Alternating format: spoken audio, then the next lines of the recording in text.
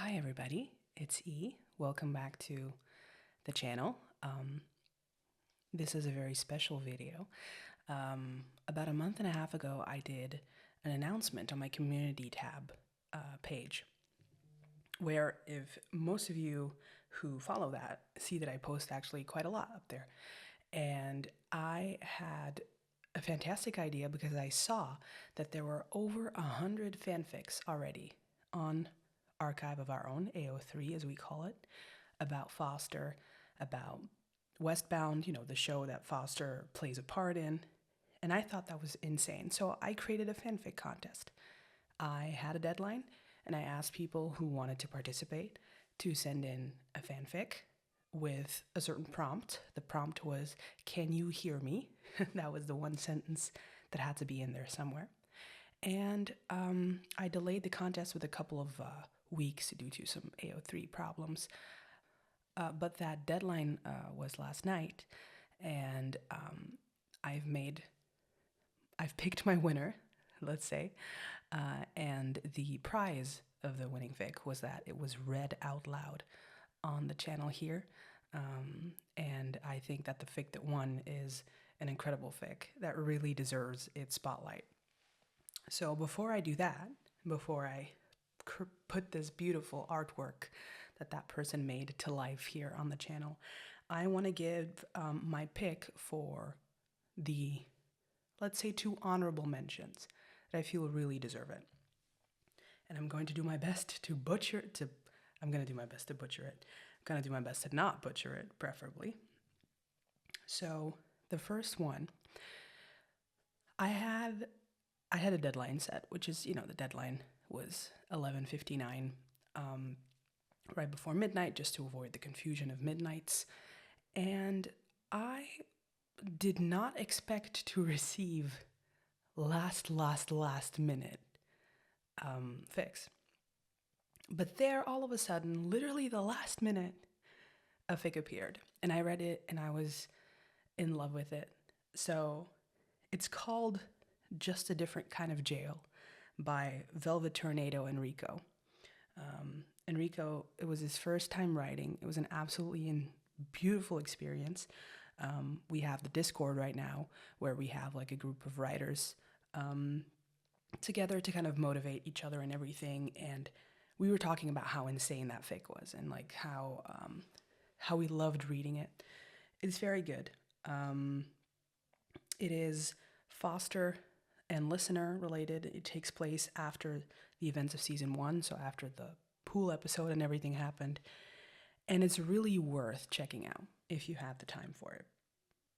And the second fic that to me really deserves an honorable mention is called The Evergreen Stalker by Misremembered Ephemera. I'm not sure how to pronounce that. I apologize in advance. I should have checked with you.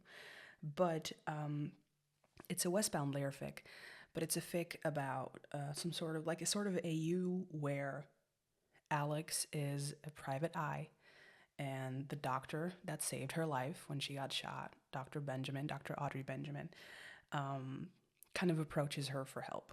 It's 3 chapters. It's a wonderful read. It's a very, I love the way it flows, very talented writing. So I really want you guys, if you have the time and if you want to, get more into the fanfic world of Foster and Westbound, those 2 are a very good place to start. Okay, but let's move on to the fic that I think, when I read it, really blew my mind. It was incredible. It was dramatic. It was well written. It had humor in it. It had tension in it. And I really fell in love with it. So, without further ado, this is my reading of a fic called 100 Fanfics Contest, which that might be my only criticism of it, that it could have maybe been like a very gripping title, but nonetheless, the winner of this contest is Crasher19, who has a couple of other fics on the tag too that are really, really good. So I invite you definitely to check those out. But for now, the summary, as I will read it, this story takes place in spooky season so pretend it's almost Halloween. And a small disclaimer before I start this, it is obviously a bit of a Halloween-themed fic, so there's a bit of fear in there. I'm going to put some sound effects on. It could be a bit too intense for some people. Just as a heads up, if you like kind of scary stories and stuff like that, you're welcome to stay. If not, maybe it's not the video for you, but I'm so excited to be reading this because it's so good. Okay, here we go.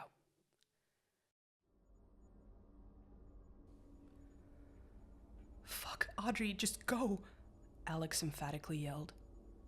I'm not leaving without you.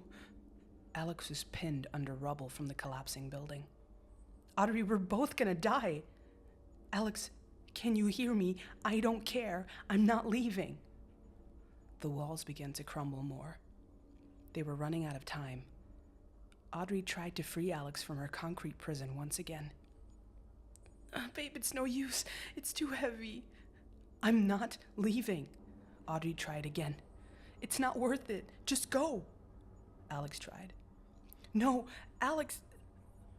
Audrey was cut off by another loud rumbling, concrete and debris coming down from all sides and burying the two women. Audrey, what the fuck? Now we have to start over from the beginning of the level, Ava groaned. Babe, it's some nerdy-ass video game. It's not real life, Alex agreed. Hey, I will not sacrifice my morals in any plane of existence, Audrey defended herself.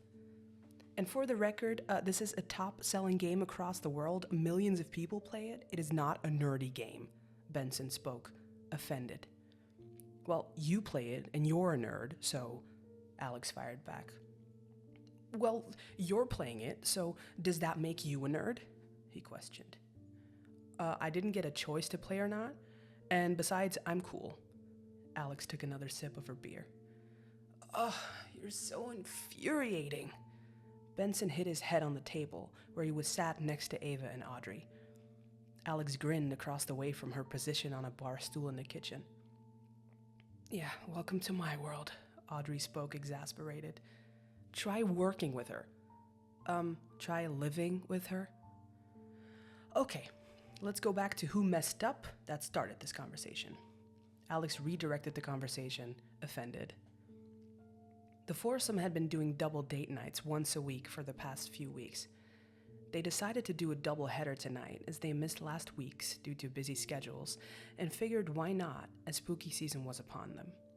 Tonight was Benson and Alex's turn to pick, and he chose for them to play a co-op video game together, whereas Alex's plan was still a secret. The game was going about as well as you think it would when every person wants to be the leader. Odd, can't you save the dramatics for real life? All you had to do was get out of the castle and reach the fence, and all of us would have respawned, Ava explained.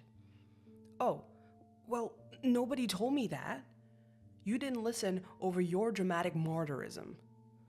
That's not a word. You also could have used your ability, Alex cut in.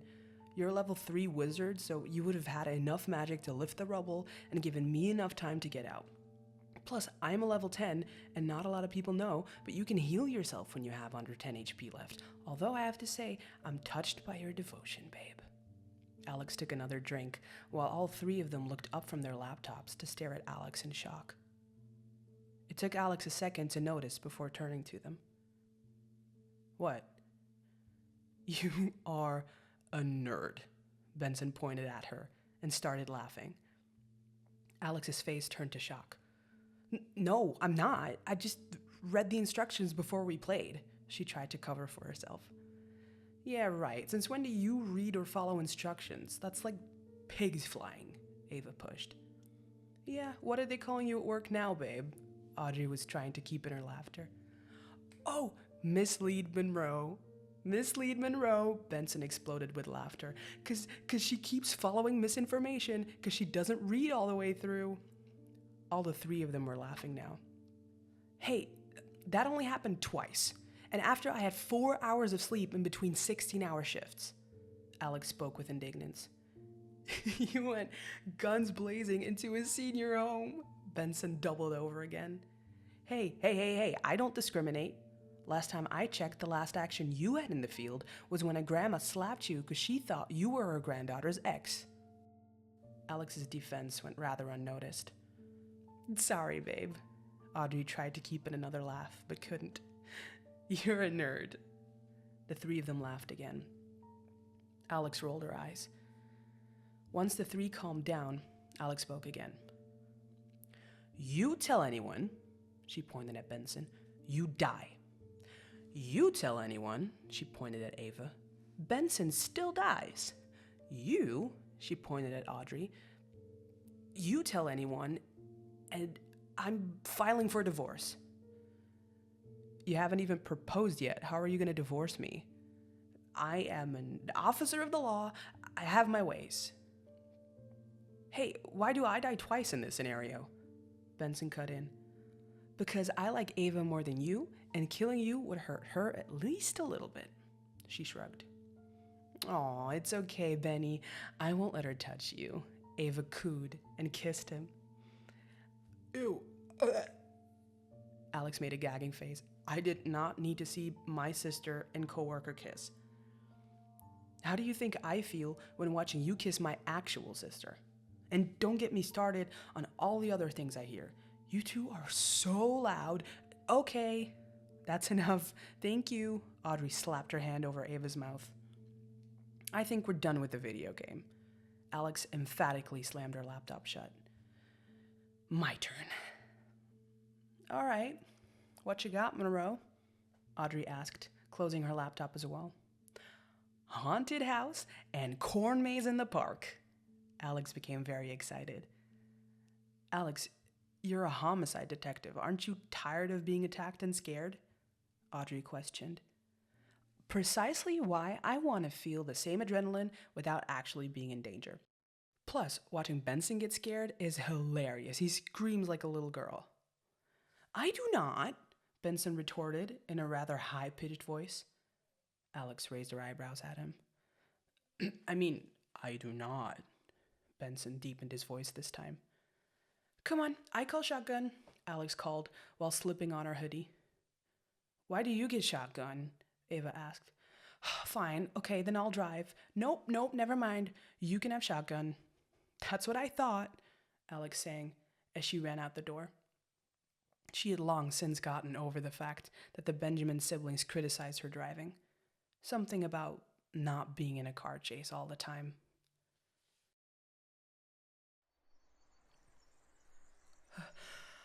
I am never doing that again, Audrey spoke out of breath, stumbling out of the haunted house. Me neither, Benson mirrored her motions. Alex and Ava, on the other hand, were giddy and jumping around. Shouldn't you hate Halloween? Isn't that when all the killers blend in? Audrey asked. Nah, I love Halloween. My dad used to take me trick-or-treating every year. My favorite is when I made him dress up as my assistant. Audrey smiled. Assistant for what? I was a magician. Audrey couldn't help but laugh. And besides, odd, not everyone is a killer. Stop watching movies. You're the one who loves those movies. Potato. Come on, babe. That was so much fun.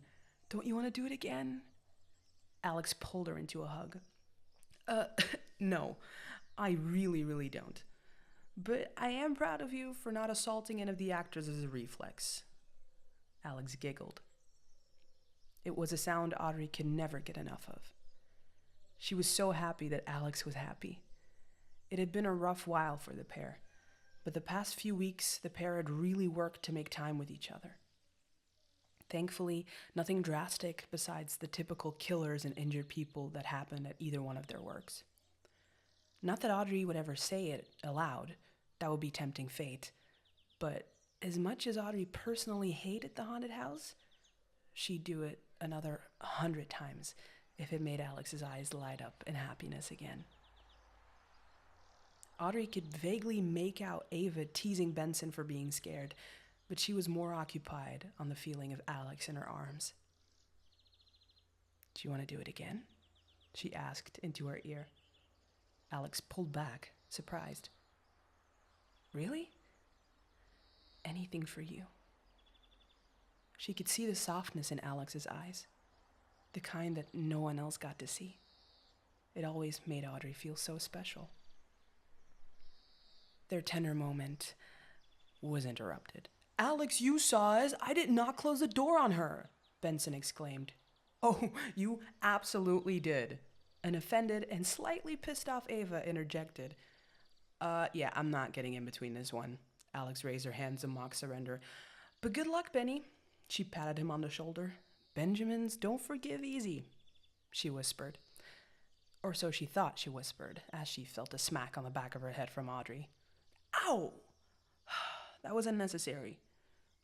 "I disagree, but don't worry. You'll make it up to me later." Audrey winked and walked back to the arguing pair. Alex's throat went dry, and suddenly the cool October night was feeling a little hotter. Now all she wanted to do was go home. But she had to live up to the hype she'd created about this date. She cut into the arguing. "Okay, how about we do the maze, and then we can all go home and make it up to each other?" They all froze. "Yeah, babe, that did not come out how you wanted it to." "Nope." She popped the pea. "No, it did not." "To the maze! And away from Alex!" Ava cheered, running off with Ben. "You'll have me," Alex called back. "Yeah, but not like that." Alex and Audrey couldn't help but laugh and run after them.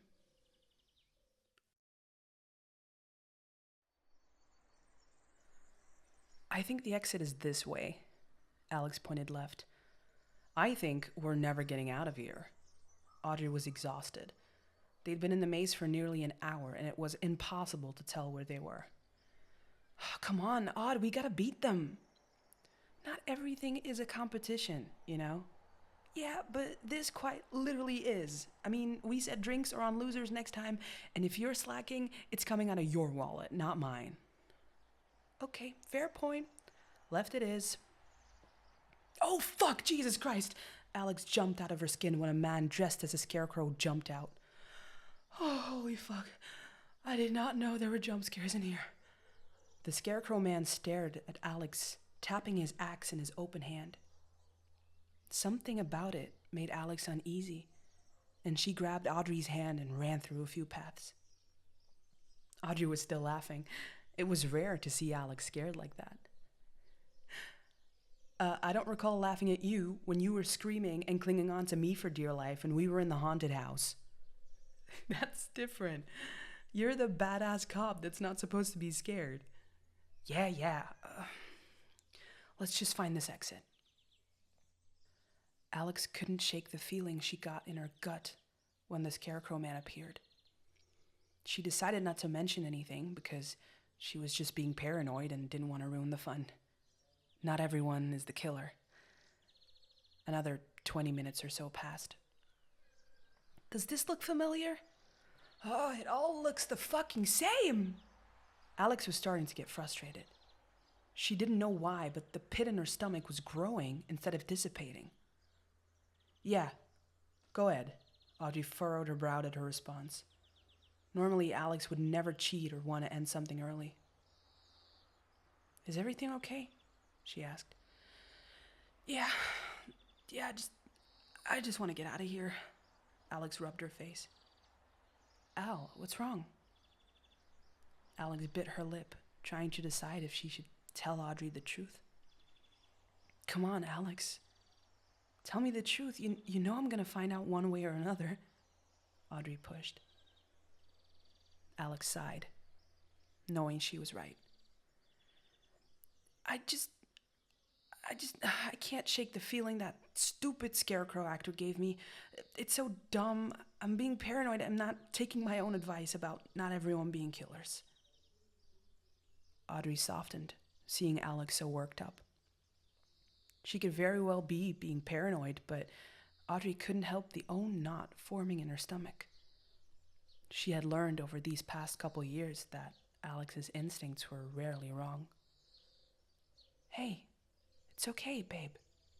She ran a comforting hand on Alex's back. "I'll look it up and we can get out of here." Shit. No signal. What? That's weird. I had one earlier when I texted Ben and Ava. Alex took out her own phone to try. No signal. It only made the pit in her stomach worse. A blood-curdling scream sounded out, seemingly not too far away from the pair. The sound of footsteps came within earshot and became louder and louder. Instinctively, Alex pulled Audrey into her, wrapped an arm around her mouth, and tucked them into a bush. The same scarecrow man was back, and this time he instilled bone-chilling fear and not some cheap jump scare.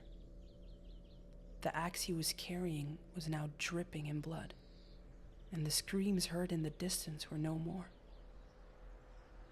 Sometimes Alex hated being right. She could hear Audrey whimper against her hand. "Shh, it's gonna be okay. It's gonna be okay," Alex whispered into her ear to calm her. The scarecrow man continued on his path, right past the hidden Audrey and Alex. Neither one of them dared to move for a solid couple of minutes. Finally, Alex removed her hand. "Come on, let's go." The two took off in the opposite direction of the scarecrow. After traveling for a couple of minutes, they stopped.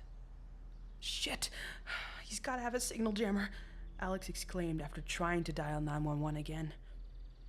"We gotta find Ben and Ava," Audrey said. "Yeah, and get the fuck out of here."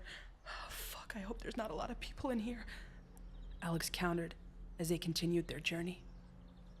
"Oh God." The pair stopped at a body, or rather pieces of a body, lying dismembered in their path. Had it not been a homicide detective and a surgeon be the ones to walk up to the scene, anyone would have screamed. However, Audrey could only stomach looking for so long before turning away. Alex was rather desensitized at this point, but the scene was rather different than the injuries Audrey normally saw. Tell me that that's not... It's not Ava. Different clothes." The doctor let out a sigh of relief. "Come on, we gotta go." Alex pulled herself out of the trance of staring at the body and pulled Audrey with her. The only way to find Ben and Ava was to run into them. Calling out for them would only alert the killer to their position. The couple began running, corridor through corridor, until Alex screamed out. She stuffed her sweater and hand into her mouth to stifle her cries. "Alex!"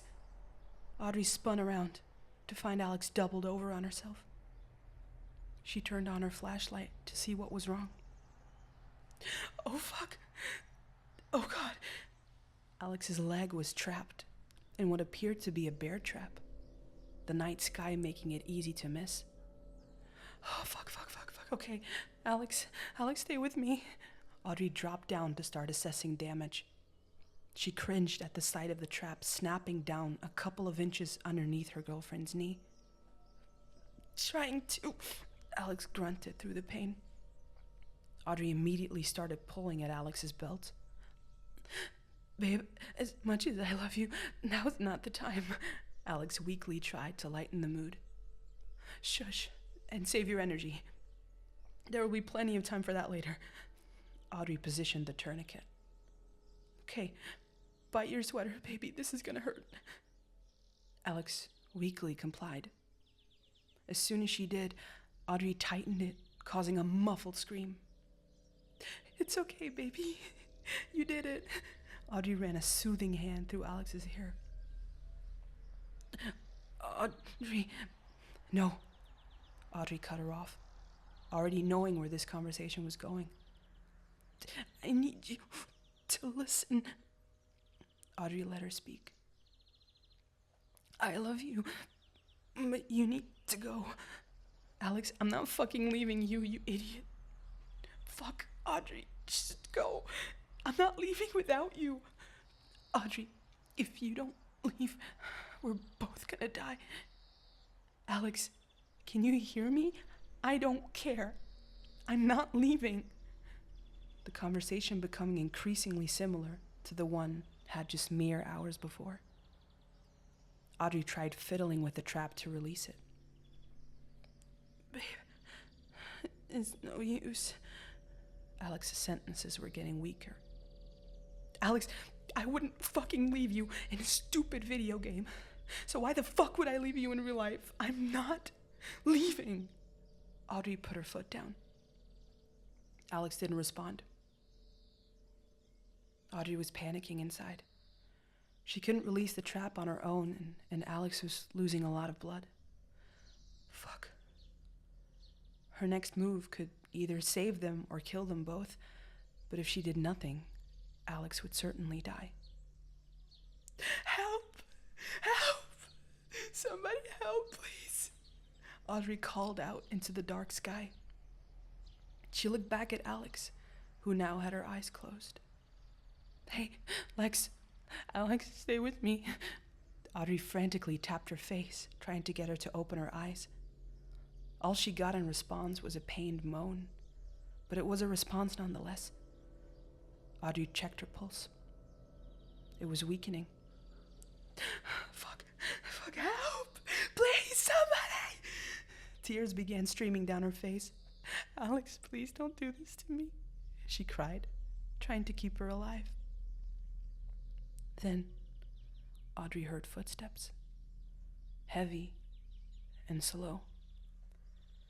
She kept quiet, unsure of who they belonged to. Unfortunately for her, they belonged to the Scarecrow. Audrey placed herself in front of Alex's body. The Scarecrow just stared at her from a few feet away, holding his bloody axe. What do you want, you motherfucker? No response, but a step forward. You're fucking sick! No response, but another step forward. Get the fuck away from us! Audrey could have ran, but that would mean leaving Alex to surely die. And that was something Audrey couldn't do. Wouldn't do. He took a final step forward and raised his axe. Audrey closed her eyes, held Alex's limp hand, and braced for the impact. Bang! Audrey didn't dare open her eyes. Not until she heard the familiar voice. Audrey! Alex! Audrey opened her eyes to see the Scarecrow man dead on the ground with a bullet hole through his chest. She turned around to see Frank still holding his gun up, and Ben and Ava coming towards her.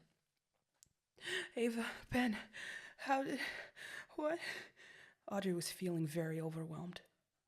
Frank turned to a uniform and barked, Medics! Go get the medics!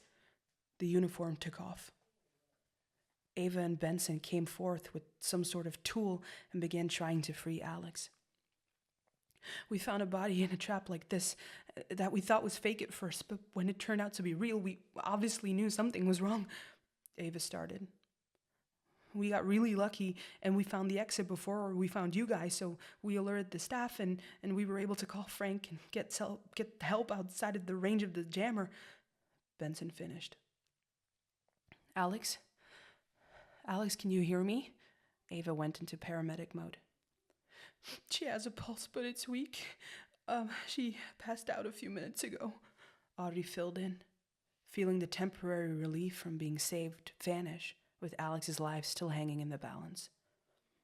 Finally, a pair of medics came through with a stretcher and began treating Alex. Ava pulled Audrey away. No, Alex is getting the best care right now, okay? You did all you could, but you're in shock right now and you need to let them work. She's good to go. Let's go. One of the medics called as they began to wheel her outside of the maze. Come on. We can meet them at the hospital.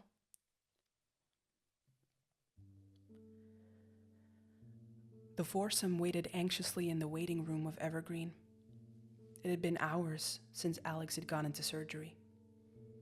She flatlined in the ambulance, to which the medics almost didn't do anything because of the invalid DNR burned into Alex's chest.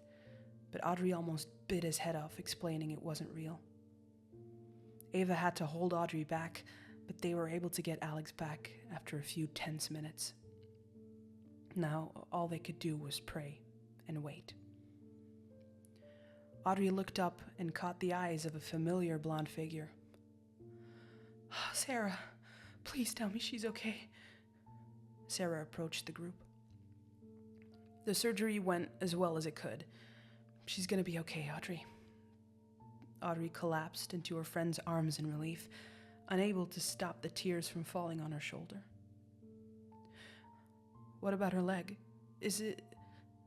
Ava was unable to finish her sentence. They were able to save it. "It's going to take a lot of rest and physio, but if she follows doctor's orders, she'll be okay." "Oh, thank God," Benson chimed in. "I could not handle Alex on desk duty for the rest of my career." He was able to break the tension as the group chuckled. "She better follow doctor's orders or I'll strap her to that bed myself," Frank spoke. "Me too," Audrey corroborated. "When can we see her?" "You can go in now. She should wake up soon, but warning, she'll probably still be really high from the anesthesia and pain meds," Sarah informed. "Oh, this will be fun." "Ow!" Benson got a whack from Ava. "Be nice." Says you." True. "I'll meet you guys in there in a sec," Audrey called out to the pair. She turned to Frank.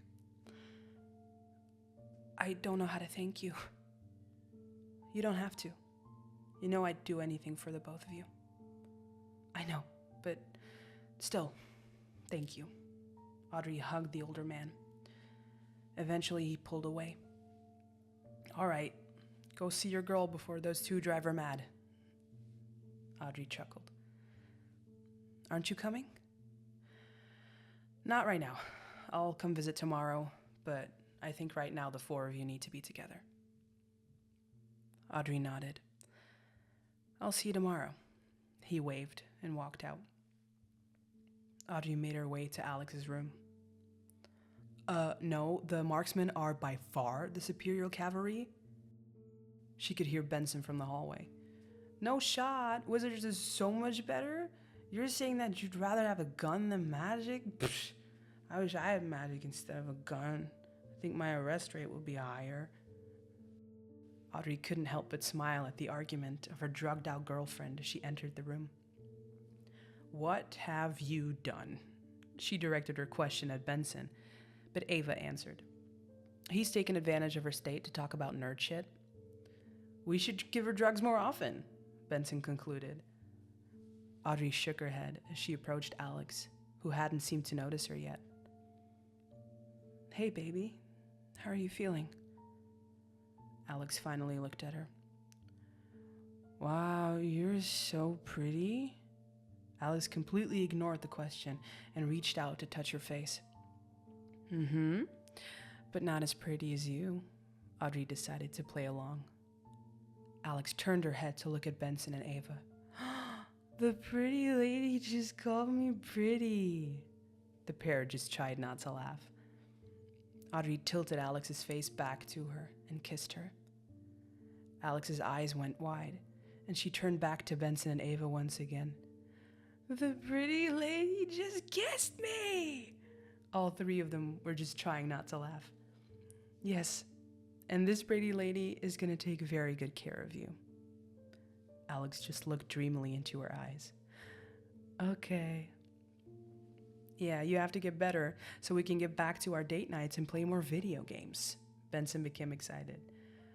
"Yeah, except raise your hand if you think Alex should never pick date night again," Ava interjected, and everyone except Alex raised their hand.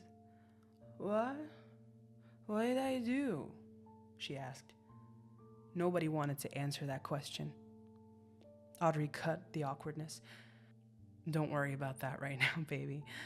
Why don't you ask Benson about his beet farm?" Her eyes lit up.